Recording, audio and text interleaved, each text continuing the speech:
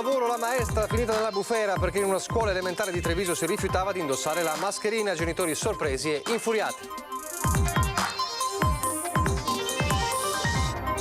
Nuovo DPCM, la richiesta di Zaia e degli altri governatori, parametri uniformi per giudicare le regioni, confermato l'abbassamento della soglia dell'R-Conti, congelata l'incidenza di positivi ogni 100.000 abitanti.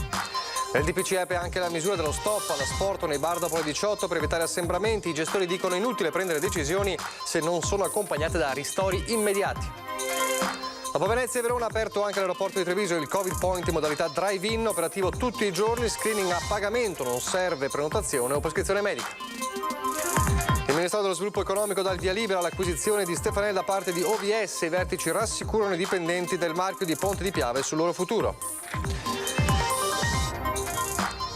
La bufera politica nata dall'intervento di Elena Donazzan alla Zanzara quando ha cantato Faccetta Nera, le parole del governatore Zaia e poi quelle dello stesso assessore. E poi i funerali di Walter Schiavon, il padre dell'assessore al bilancio del comune di Treviso, quest'oggi pomeriggio a Varago di Macerata.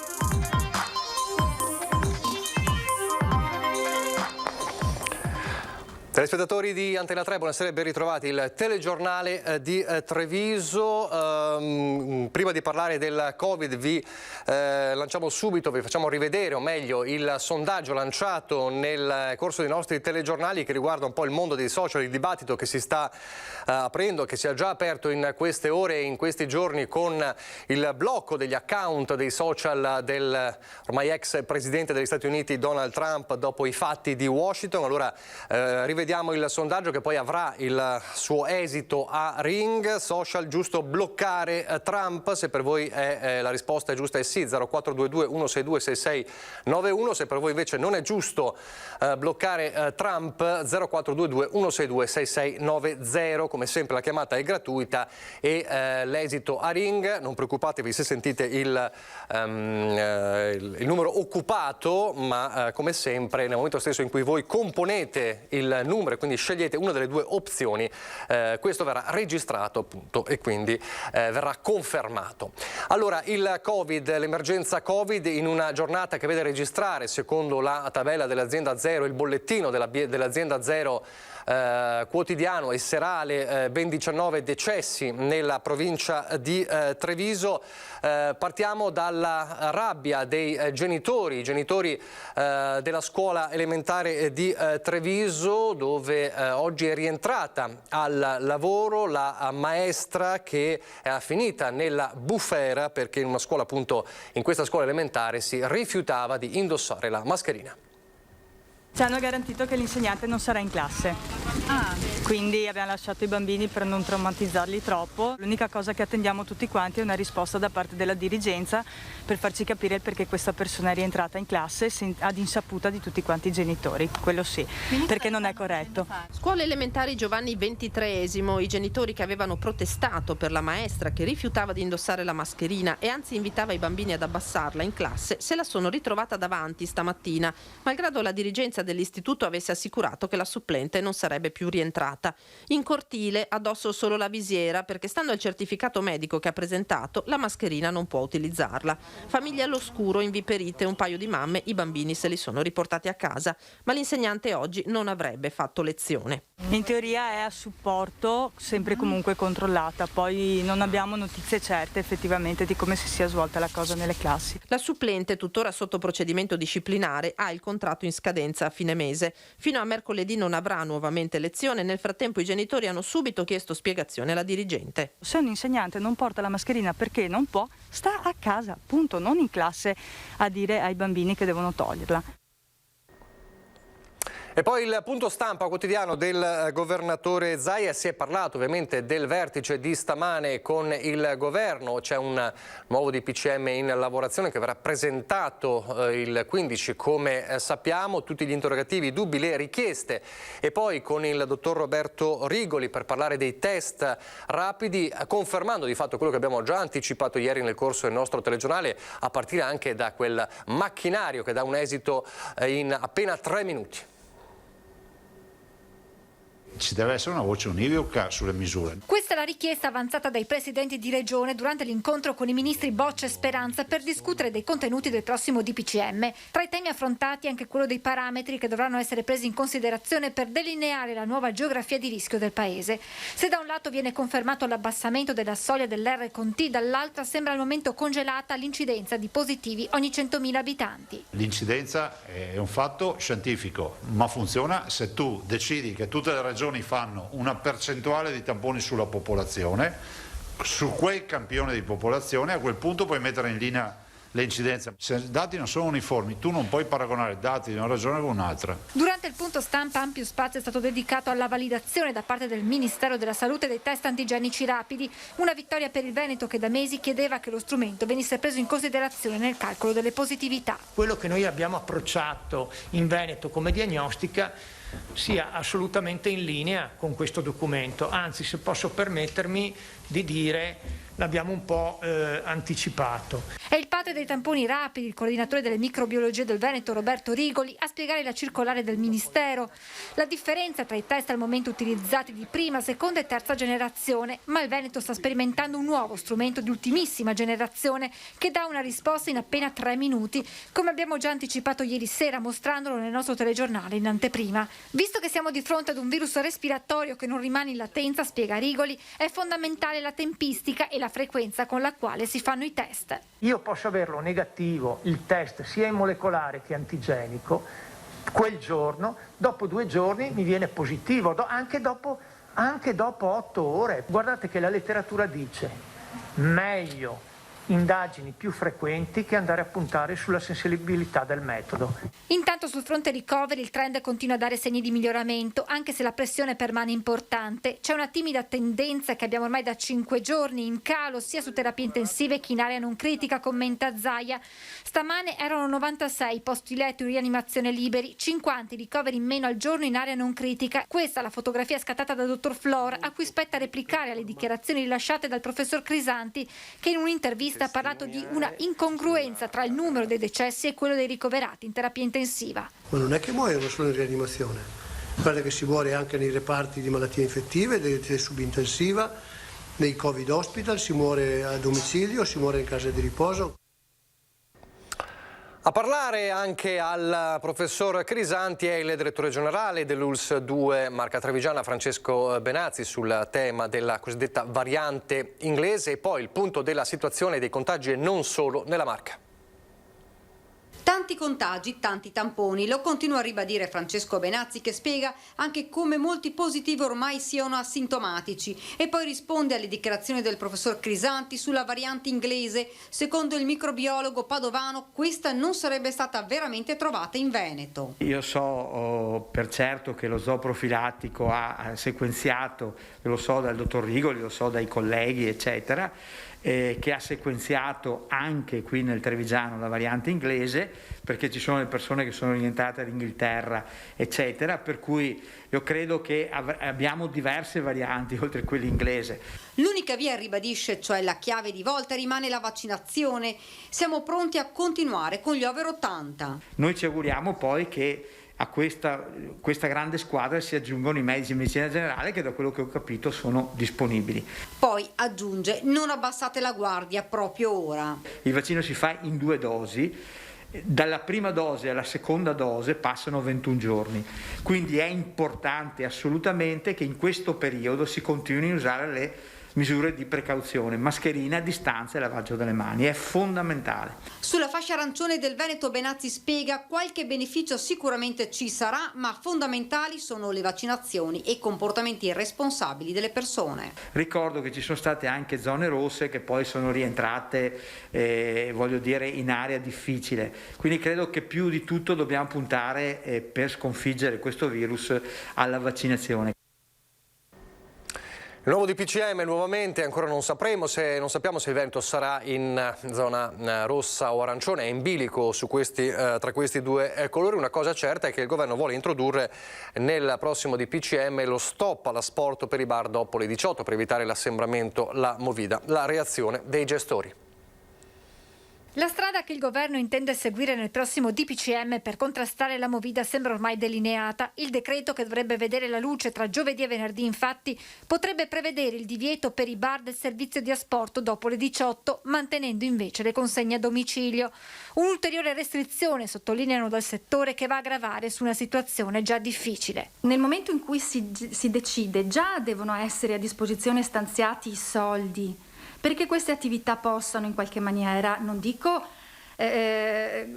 guadagnare, ma proprio stare in piedi. Parliamo adesso che forse arrivano i ristori del periodo natalizio, non c'è più la disponibilità economica delle attività dei pubblici esercizi per sostenere una situazione come questa. Spiega Michele Pozzobona, titolare di un bar in centro a Treviso, come i clienti fatichino a scegliere il servizio del takeaway. I flussi nei locali di takeaway non ci sono, cioè le persone non scelgono questa strada come soluzione all'acquisto dei nostri prodotti. La spesa nominale è molto bassa, per cui io devo tenere anche un dipendente per degli importi insufficienti. Misure che il governo intende adottare per contrastare assembramenti pericolosi per la diffusione del virus. Non sono giustificabili situazioni di questo tipo, immagini come quelle che abbiamo visto di assembramenti e di movida, cosiddetta movida ritrovi di giovani in un momento come questo. Non può pagare la categoria intera in tutto il territorio nazionale, è lì che bisogna agire nel momento preciso in cui queste cose accadono, con delle multe, con delle sanzioni. 30 secondi di pubblicità, poi di nuovo insieme. Allora rieccoci in diretta, torniamo a parlare del Covid, delle restrizioni Covid e poi delle attività economiche. Si è concluso da pochi minuti l'incontro annunciato tra l'amministrazione comunale di Treviso e commercianti del mercato ambulante, un confronto positivo seppur nelle difficoltà. Il commento dell'assessore alle attività produttive Andrea De Checchi: con il rappresentante di categorie e 2 ambulanti abbiamo convenuto che per ubicazione del mercato, ma soprattutto situazione e contagio, al momento non è possibile ampliare la presenza delle bancarelle oltre quelle alimentari, ma tutto può cambiare già lunedì prossimo, quando ci ritroveremo analizzando l'andamento dei contagi e il colore della regione. E seppur rimanendo magari arancione, concluso il vice sindaco di Treviso, se ci saranno condizioni più favorevoli siamo pronti a riaprire alle altre bancarelle. Quindi sia per domani, quindi la giornata di domani martedì, che per sabato prossimo in piazzale Burchiellati solo, come è successo fino adesso, solo banchi di prodotti alimentari. Questo perché appunto avesse intenzione poi di recarsi al mercato, ecco, sappiate che resta questa restrizione almeno per domani e poi per sabato, poi lunedì un nuovo confronto. E poi ci sono i controlli anti-Covid, quelli delle forze dell'ordine a Conegliano, sanzionati dagli agenti del commissariato 3 giovani giunti da Vittorio Veneto e dal Bellunese, quindi fuori comune, senza un valido motivo, e che bivaccavano davanti ai portici del Duomo. Accertate anche le inadempienze a carico del titolare di un bar, a cui è stata comminata la chiusura per 5 giorni per non aver rispettato le prescrizioni del DPCM, e poi sanzionati altri 4 clienti privi di mascherine, quindi un totale di 7 persone multate e un bar chiuso. Adesso nella zona dell'aeroporto Canova di Treviso per l'apertura del Covid Point. Aperto all'aeroporto di Treviso un nuovo servizio tamponi rapidi in modalità drive-in. Dopo Venezia e Verona, ora è operativo anche al Canova dalle 8 alle 20 di tutti i giorni. Noi comunque in accordo con le ULSS trasmettiamo i dati di ogni tampone eseguito il giorno seguente lavorativo all'esecuzione del tampone, e vengono informate le persone in caso di positività come comportarsi nel momento in cui tornano in famiglia. È un servizio gestito da una società privata, non c'è quindi bisogno di avere l'impegnativa del medico né prendere appuntamento, ma importante avere la tessera sanitaria. Come sappiamo ci sono tantissimi asintomatici e sono quelli che poi alla fine, diciamo, danno più propagazione al virus, ecco. Quindi questo permette di avere un po' di tranquillità nel sapere com'è la situazione personale, insomma. Per poter effettuare il test viene chiesto il pagamento di 50 euro. Il servizio, informa una nota di Sava SPA, è svolto dal personale di servizi emergenza territoriali ed il risultato viene comunicato entro 30-40 minuti sul posto oppure scaricabile via internet. La sosta nel parcheggio dello scalo per le operazioni relative al tampone è gratuita con un limite massimo di 2 ore. Fra l'altro è stato aperto a Villorba in via Nobel un Covid Point pediatrico attivo dal lunedì al venerdì dalle 14:15 alle 18. Saranno eseguiti tamponi rapidi sui bambini su appuntamento dato dagli stessi pediatri e di tamponi su alunni delle classi dove è emerso un caso di positività.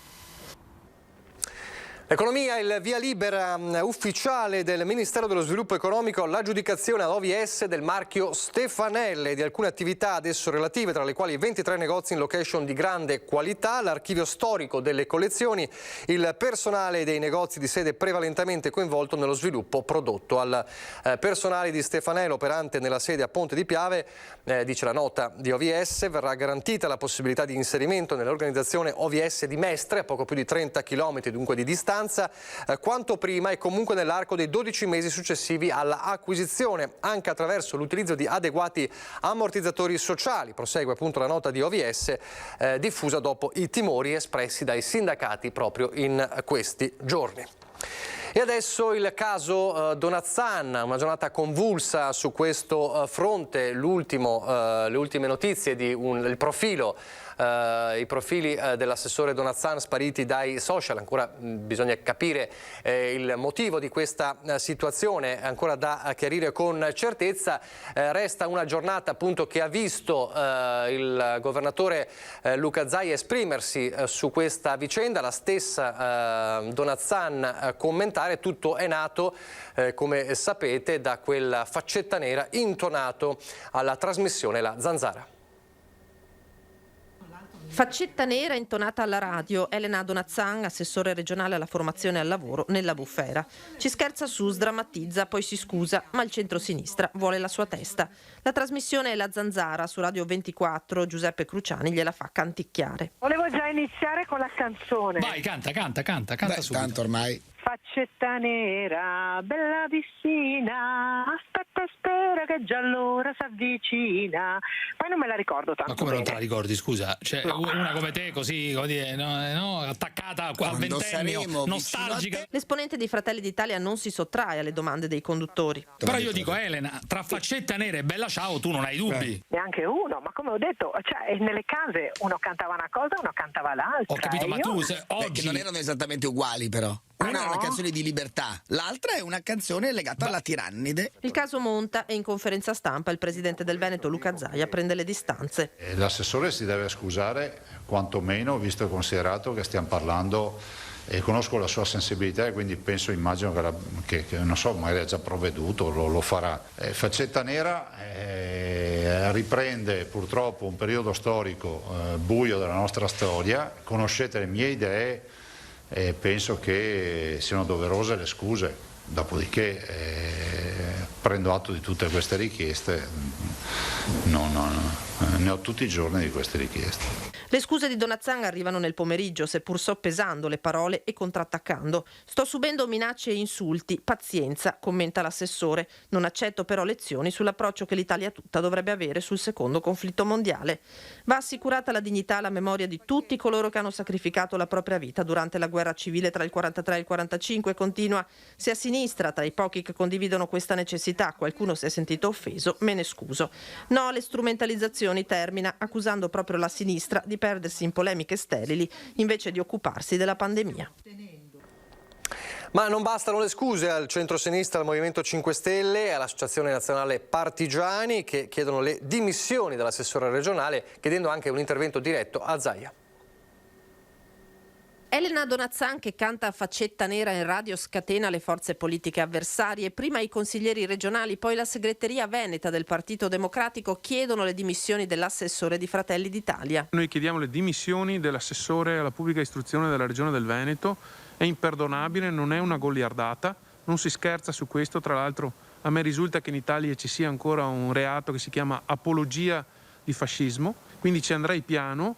E naturalmente non può assolutamente essere messo sullo stesso livello il canto della liberazione, della libertà per tutti gli italiani, il Bella Ciao con questa come dire, canzone che è sicuramente di parte e molto di parte, scandalosamente di parte. Una pausa a Donazzan la chiedono anche Più Europa, i parlamentari del Movimento 5 Stelle e la rete degli studenti medi, così come l'Associazione Partigiani di Treviso. Lei non è nuova a queste cose. Tempo fa andò a inaugurare a Valdobbiadene una lapide alla 10ª Mass, e quindi mi pare una posizione irresponsabile per una signora che svolge un ruolo. Sono il presidente Zaia e la sua giunta a dover intervenire, rincara Vernier, e prendere una decisione. Non si può dissociarsi e poi far finta di nulla e di continuare come nulla fosse. Insomma,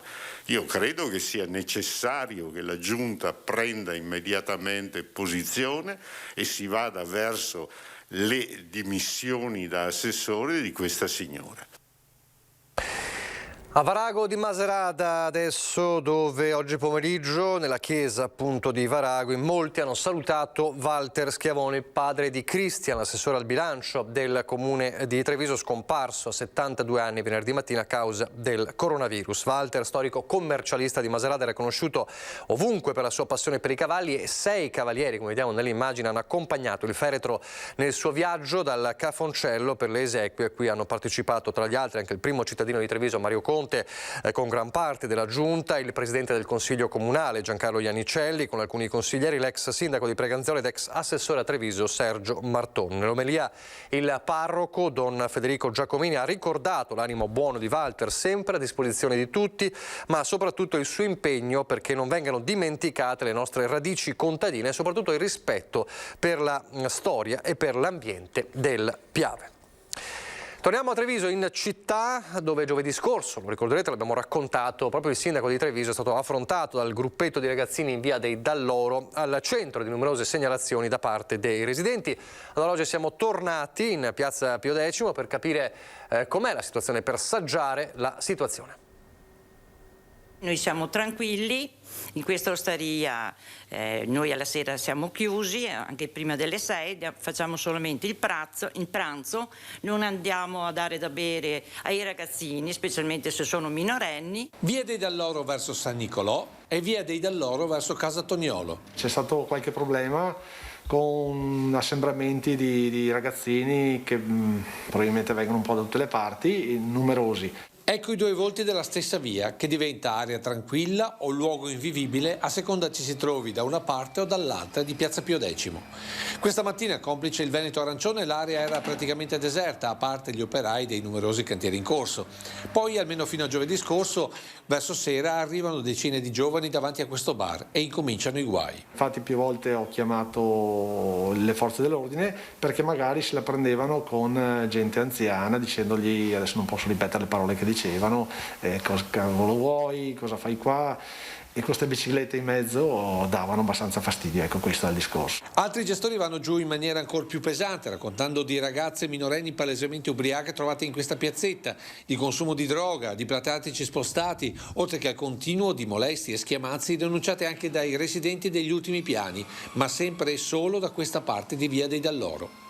Forse alcolici venduti con troppa facilità, ma anche quella che molti chiamano già la rabbia giovanile per la segregazione causata dal contagio. Secondo lei i giovani cercano lo sballo di più rispetto a un tempo? Beh, certamente sì, perché sono chiusi e quelle poche giorni che possono uscire chiaramente fanno anche questo. E giovedì questo sballo si è scontrato con il sindaco Conte, che ora punta dritto sui gestori che non rispettano le regole. Devono imporsi e non dar da bere a questi ragazzini, assolutamente sì. Ma se qualcuno viene da lei e le chiede ad esempio di portarsi via una bottiglia di vino ed è giovane? No, assolutamente no. Questo non l'ho mai fatto e non lo farò neanche adesso, anche se c'è la crisi. Adesso le notizie dal Bellunese.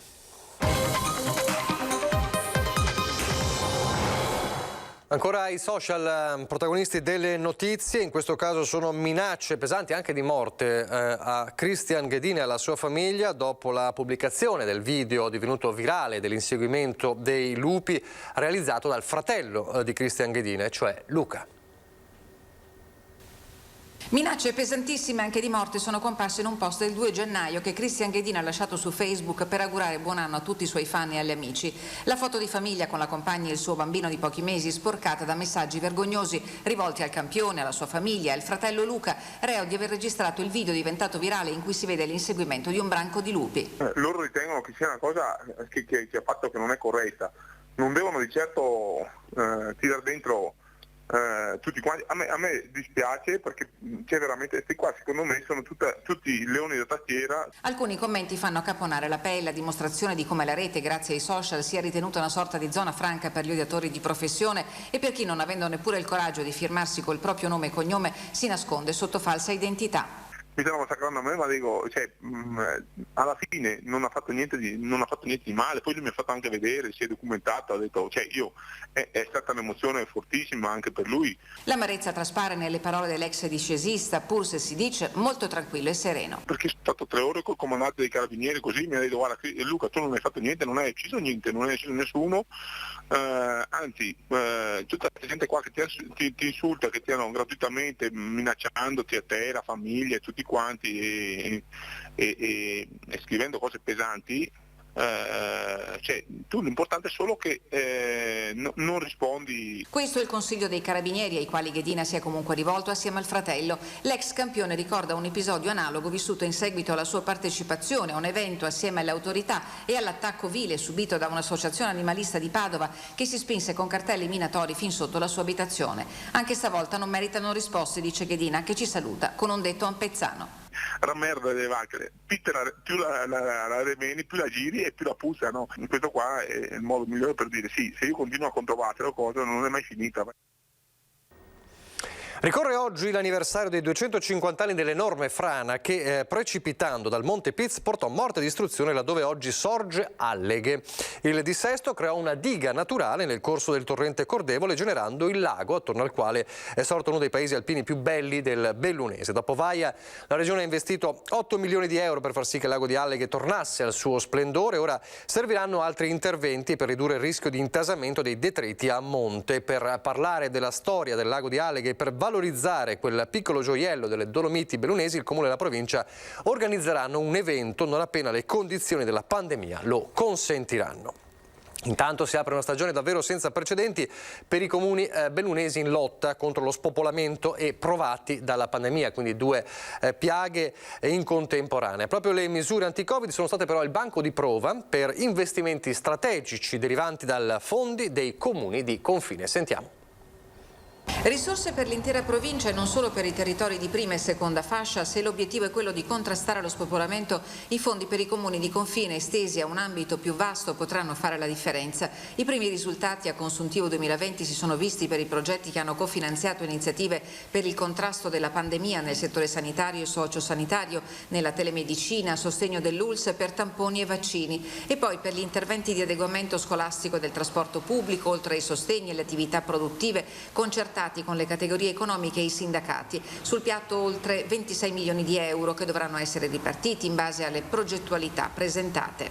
Abbiamo tutti compreso, questo è un po' il tema vero, che lo spopolamento della montagna non si risolve se alcuni comuni hanno tanto e altri non hanno nulla. O si fa il sistema e sappiamo che siamo tutti sulla stessa barca, oppure non se ne esce. Io direi che veramente nel 2021 dovremo essere molto bravi politicamente per non sprecare questa occasione. Se sapremo coglierla, potrà farci fare un salto importante come sistema territoriale. Un'unica cabina di regia è quella che i sindaci chiedono per poter programmare e ripartire le risorse in dotazione deliberate lo scorso luglio. La provincia, che resta il soggetto attuatore di tutte le misure Covid, lo scorso anno ha movimentato un bilancio di 38 milioni di euro. I programmi per il 2021 guardano soprattutto all'innovazione per un progetto di digitalizzazione degli enti pubblici, e qui entra a pieno titolo la grande partita delle infrastrutture digitali. Parliamo di autostrade e di strade di viabilità, ma sarebbe da parlare anche di autostrade digitali, e la nostra provincia, anche per contrastare un po' lo spopolamento,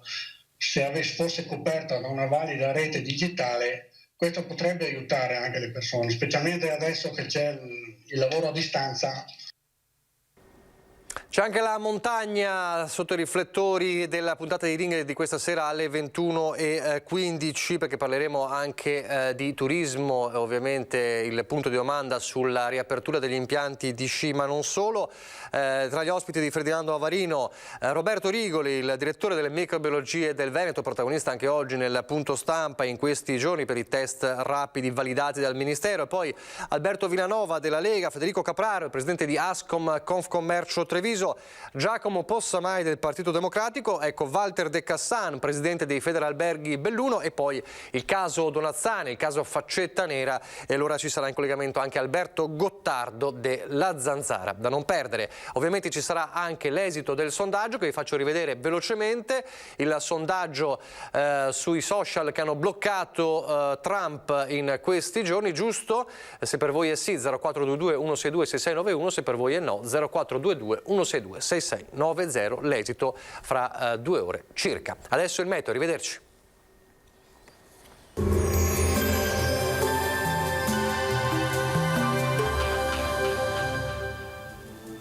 Benvenuti al meteo. Temporanea stabilità sul nostro territorio, bel tempo dunque, ma sempre con un clima piuttosto rigido. Il dettaglio di martedì 12 gennaio. Sul Veneto precipitazioni assenti, avremo un ampio soleggiamento, il cielo si presenterà poco nuvoloso con ampi spazi di sereno e alcune fasi di nuvolosità. Nelle ore più fredde non si esclude anche qualche occasionale banco di nebbia in pianura. Qualche fiocco di neve sulle Dolomiti settentrionali alla sera. Clima molto freddo, come detto, con temperature minime sotto lo zero ovunque, valori massimi compresi invece tra i 2 e i 4 gradi all'incirca. Ci spostiamo ora sul Friuli Venezia Giulia, anche qui tanto sole su tutti i settori, solo con qualche velatura e locali addensamenti, ma saranno del tutto innocui.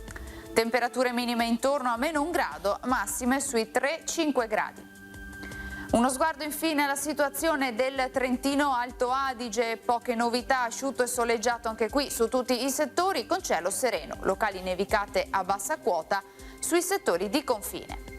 Temperature minime sui -3, -2 gradi, massime invece sui 3 gradi all'incirca. Dal meteo di Antena 3 per ora è tutto, grazie per l'attenzione, arrivederci al prossimo aggiornamento.